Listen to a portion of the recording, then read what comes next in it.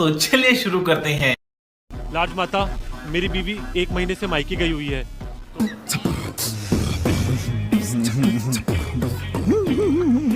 तो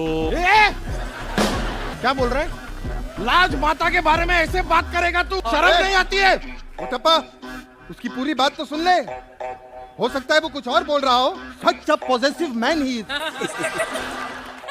वाह क्या मुस्कुराहट है। तुम्हारा क्या मतलब था? नहीं, मेरा वही मतलब था। ये रहा नहीं जाता, तड़प ही ऐसी है ना। नहीं, सुके। मेरी बेइज्जती इतनी इंडिया में हो चुकी है कि मैं बाहर किसी को चांस ही नहीं देता।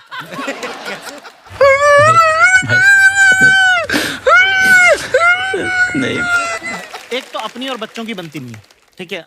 मेरे को ऐसा लगता है कि बच्चे सबसे प्यारे होते हैं 5 से 10 साल वाले, क्योंकि उनको तुम काम बता सकते हो, चल पान ले क्या। 11 के बाद वाले बच्चे नहीं है। हाँ। वो सब बाप है, उनको सब पता है परियां छोड़ के गई थी कि नहीं गई थी। हम मालूम है तेरे बाप को मत सिखा। सबसे भयंकर बच्चे होते हैं 1.5 से 2.5 वाले। समझ गया ना कितनी बात कर रहा हूँ? वो जो चल नहीं पाते हैं पर बोलने लग गए वो अब पता कुछ वाले। उनके हाथ में सामान आने लग गया पर उनको पता नहीं इसका करना क्या है। वो तुम्हारी आंख में चम्मच मार देंगे। अरे मैं उस दिन लेकिन 1 सेकंड। अरे मैं उस दिन कॉफी पी रहा था, मेरा बेटा रिमोट डाल गया उसमें। पर बेटा ऐसा करता है, बेटी नहीं करती। वो बहुत ध्यान रखती है। उससे मुझे शक ही रहता है कि उस दिन कॉफी में डाल गया। एक दिन आया बड़ी तेजी से, वही चलना ही सीखा अभी। वो आया फटाफट टेढ़ा मेढ़ा लटकाते आते ही मेरा मोबाइल उठाया। मुझे शक था कि क्या करने वाला ये, क्योंकि बाप तो मैं ही हूं उसका। वो गया मेरे कमरे में, सीधा ही कमोड उठाया, मैं वहीं पकड़ लिया। पर ये करते वाकई नहीं, अभी और सुनिए। हाँ, तो अपना बच्चों से अब प्रॉब्लम क्या है कि लोगों ने ये वाला कल्चर बना दिया कि अगर आप कुत्ते से बात नहीं करते हो, बच्चे से बात नहीं करते, आप इंसान अच्छे नहीं हो। ठीक है ना? और अपने से दोनों से, मेरे से जो जवाब नहीं दे रहा उससे बात करने का कोई मतलब नहीं।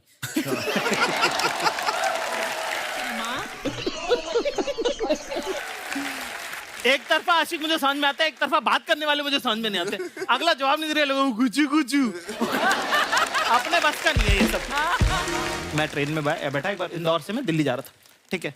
तो मैं बिस्किट लेके रखता हूँ, ऐसे ही अपने को पसंद है। बच्चा रो रहा भयंकर, 2.5 साल की लड़की, चैंप पूरा डब्बा उसने तहस नहस कर दिया।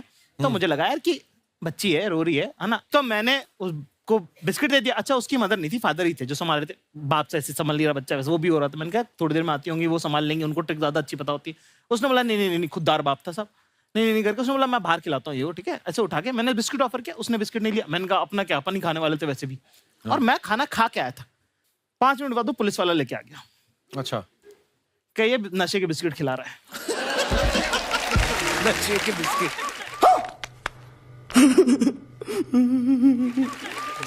अब वो पुलिस वाले ने मेरे से पूरा बिस्किट खिलवाया मेरे को। खा के दिखाओ कि इनमें नशा। अब मुझे आ रही नींद, मैं सोया हुआ नहीं कल रात का, मैंने यहाँ तक खाना खा रखा। पूरा बिस्कुट बैठ गया, उबकी आ रही है मेरे को। उबकी आई है, मुझे पकड़ लेगा अभी। अभी उतार लेगा, ये पक्का इसमें जहर था। अरे मैं क्या बताऊं मैं। तो मेरी इतनी बेइज्जती इंडिया में हो चुकी है कि मैं बाहर फॉरेन में ये सब रिस्क लेता ही नहीं। मैं टहलने नहीं जाता, मेरे को चांस ही नहीं लेना है मत। और मुझे समझ में है कि जैसे अगर आप फॉरेन में जाओ और उनसे अगर आप एक्सेंट में बात करो, excuse me where is the 5th street, उनको समझ में आता है कि अपन ट्राई कर रहे हैं। तो वो और कॉपी करते हैं कि oh really you want to go 5th street. तो मैं इसका इलाज ना है कि मैं ये वाला एक्सेंट वाला ट्राई करता ही नहीं हूँ। मैं सीधे उस पर रहता हूँ कि हेलो ब्रदर, 5th रोड। उन्हें खट समझ में आता है ये। मजा आया। हम लोग जब यहाँ पे आने वाले थे तो कीर्ति के साथ जो भी शूटिंग की, मतलब बॉम्बे में की, इधर हम लोग गए। शी वाज ऑलवेज वेरी, मतलब बहुत फिल्में की जी।